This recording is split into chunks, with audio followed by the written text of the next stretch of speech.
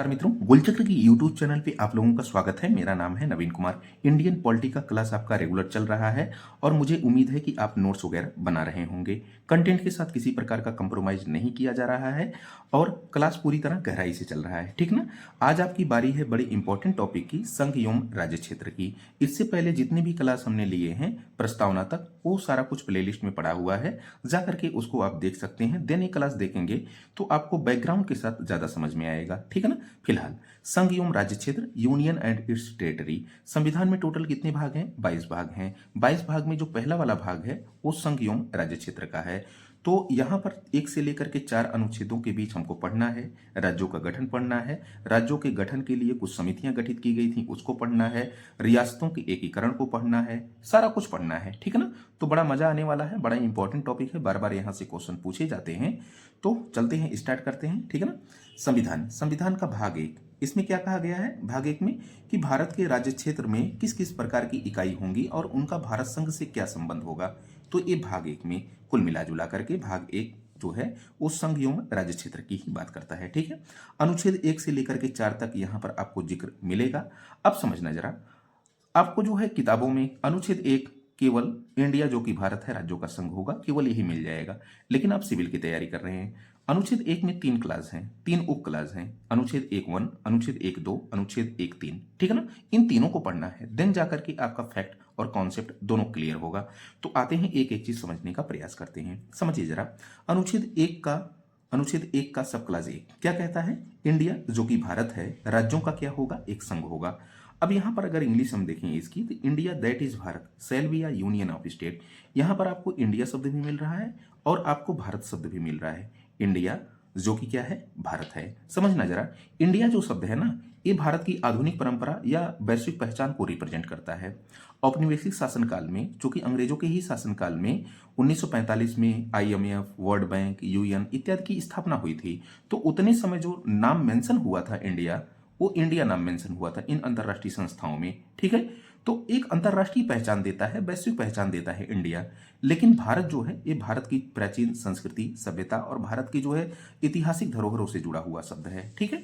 तो अगर आपको कोई पूछे कि भाई अपने इंडियन कॉन्स्टिट्यूशन में खासकर आर्टिकल 1 का सब क्लास 1 में कितने नामों का जिक्र है, तो इंडिया और भारत 2 नामों का, ठीक है।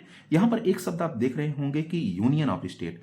भारत जो है वो राज्यों का एक संघ है, तो राज्यों का एक संघ है। यूनियन को अभी हम जो है अमेरिका के फेडरल से कोरिलेट करके पढ़ेंगे तो आपको ज्यादा समझ में आएगा, ठीक है ना। यहां पर देखिए हमने लिख दिया है कि इंडिया जो है वो आधुनिक परंपरा, वैश्विक पहचान को रिप्रेजेंट करता है, चूंकि इनके नामों का जो है मेंशन इन सब संस्थाओं में पहले ही हो चुका था। भारत, यह जो है नाम भारत की प्राचीन परंपरा और संस्कृति को अभिव्यक्त करता है, ठीक है। तो ये इंडिया और भारत हमने जो है देखा सारा कुछ जो है अनुच्छेद 1 का सब क्लास 1, ठीक है ना। अनुच्छेद 1 का सब क्लास 2 क्या है? ये क्या कहता है कि राज्य व राज्य क्षेत्र वे होंगे जो पहली अनुसूची में निर्दिष्ट होंगे। मतलब कि इसका ये कहना है कि पहली वाली अनुसूची में जो है राज्य क्षेत्र आएंगे या राज्य आएंगे, वो जो है आपका जो है सब क्लास 2 में आएगा 1 के, ठीक है। अच्छा, अगर मैं कहूं कि अनुसूची 1 में क्या वर्णित है, तो समझना जरा। एक कहता है कि राज्यों के नाम और उनके न्यायिक क्षेत्र, 2 बातें याद करनी है अनुसूची 1 में, राज्यों के नाम और उनके न्यायिक क्षेत्र। दूसरी बात आपको याद रखनी है यूटी, केंद्र शासित प्रदेश और उनकी जो है सीमाएं, और उनकी क्या सीमाएं। ये 2 बातें जो है अनुसूची 1 में दी गई हैं। तो वही जो है कह रहा है कि अनुसूची 1 में चूंकि राज्य भी शामिल है और केंद्र शासित प्रदेश, और इसी से मिलकर के जो है भारत का जो है क्या बनता है? राज्य क्षेत्र बनता है, ठीक है ना। तो यहां पर अनुच्छेद 1(2) में क्या चीजें हैं? जो अनुसूची 1 में निर्दिष्ट क्षेत्र हैं उसी को जो है राज्य व राज्य क्षेत्र कहा जा रहा है। अब यहां पे एक चीज और देखेंगे आप कि अनुच्छेद 1 का तीसरा वाला क्लास है, तीसरा वाला उप क्लास है, क्या कहता है कि राज्य क्षेत्र में 3 क्षेत्र शामिल होंगे। एक तो राज्य भी शामिल होंगे, दूसरा केंद्र शासित प्रदेश, और तीसरा ऐसे अन्य क्षेत्र जो है भविष्य में अर्जित किए जा सके, ठीक है ना। तो केंद्र शासित प्रदेश, राज्य और ऐसे क्षेत्र जो भविष्य में अर्जित किए जा सके, ऐसे क्षेत्रों को जो है राज्य क्षेत्र बोला जाएगा। तो हम कह सकते हैं, अच्छा आगे वाले पेज पे समझ लेंगे, ठीक है ना। आते हैं नेक्स्ट। आपसे क्या कहा कि हमने आपसे यही कहा कि अनुच्छेद 1 का सब क्लास 1 में इंडिया जो कि भारत है राज्यों का एक संघ होगा। संघ के लिए कौन सी शब्द प्रयोग किया गया था? यूनियन शब्द का प्रयोग किया गया था, ठीक है ना। अब अगर इसको हम यूनियन को थोड़ा सा डिफाइन कर लें तो आपको ज्यादा समझ में आने वाला है, ठीक है ना। यहाँ पर अगर हम देखें तो जो यूनियन है, यूनियन राज्यों का संघ, इसमें देखिए 28 राज्य, इन्हीं 28 राज्यों का जो संघ होगा उसी को हम क्या बोलेंगे, यूनियन बोलेंगे। ठीक है, तो यही कह रहा है कि भारतीय संविधान में यूनियन शब्द का प्रयोग किया गया है। अच्छा, ये जो यूनियन शब्द है ना, ये जो यूनियन है, ये जो संघ है, इसको हमने पूरा शरीर का ढांचा माना है। मानव के शरीर की ढांचे की भांति इसकी तुलना की गई है। और जो राज्य हैं इस शरीर के अंग हैं। तो जिस प्रकार हम कहें कि शरीर से अंग नहीं अलग हो सकते, उसी प्रकार यूनियन से राज्य नहीं अलग हो सकते। ठीक है ना, तो ये जो शरीर है ये क्या है, संघ है, और जो ये अंग है इसको हमने क्या माना, राज्यों को माना। तो कुल मिला जुला करके जिस प्रकार शरीर से अंग नहीं अलग हो सकते, उसी प्रकार संघ से राज्य नहीं अलग हो सकते। ठीक है ना, तो वही हमने यहाँ पर तुलना की है कि राज्यों का संघ जो होगा वो यूनियन होगा। मानव शरीर के रूप में यूनियन की कल्पना की गई है। राज्यों को शरीर से अलग होना, राज्यों को शरीर का अंग माना गया है। जिस प्रकार शरीर से अंग अलग नहीं हो सकते, उसी प्रकार यूनियन से राज्य कभी अलग नहीं हो सकते। अर्थात यूनियन किसी समझौते का परिणाम नहीं है। ये बाबा साहब भीमराव अम्बेडकर ने भी बोला था कि यूनियन जो है वो किसी समझौते का परिणाम नहीं है, वो चाह कर भी जो है अलग भारत से नहीं हो सकते। ये नहीं कि तमिलनाडु चाहे तो अलग हो सकता है, या केरल, या कोई भी। ठीक है ना, अब यहाँ पर अगर हम देखें तो हमने कहा था कि राज्य क्षेत्र में हमने बताया था कि साहब यहाँ पर राज्य भी शामिल होते हैं राज्य क्षेत्र में, यहाँ पर केंद्र शासित प्रदेश मतलब यूनियन टेरिटरी भी, और यहाँ पर जो भविष्य में अर्जित किए जाने वाले क्षेत्र हैं वो भी शामिल होते हैं। और संघ में हमने बताया कि ये राज्यों का समूह है। ठीक है, तो हम कह सकते हैं कि जो राज्य क्षेत्र का कॉन्सेप्ट है वो बड़ा है, किससे, संघ से बड़ा है। ठीक है, तो यहाँ तक उम्मीद है कि अब आपको समझ में आया होगा। नोट में हमने क्या लिखा है, नोट में हमने यही लिखा है कि भारतीय संविधान में यूनियन शब्द का प्रयोग किया गया है, लेकिन अमेरिकी संविधान में जब आप जाओगे तो यहाँ संघ के लिए एक इंग्लिश शामिल की गई है, फेडरल शब्द शामिल किया गया है। ठीक है ना, इसकी पृष्ठभूमि राज्यों के बीच जो है समझौते के परिणाम पर टिकी हुई है। किसकी, ए फेडरल की। चूंकि ये पहले कॉन्फेडरल था, और कॉन्फेडरल जो था वो राज्यों के बीच समझौते का परिणाम हुआ करता था, लेकिन जो फेडरल शब्द आया तो ये फेडरल शब्द अब किसी समझौते का परिणाम नहीं है।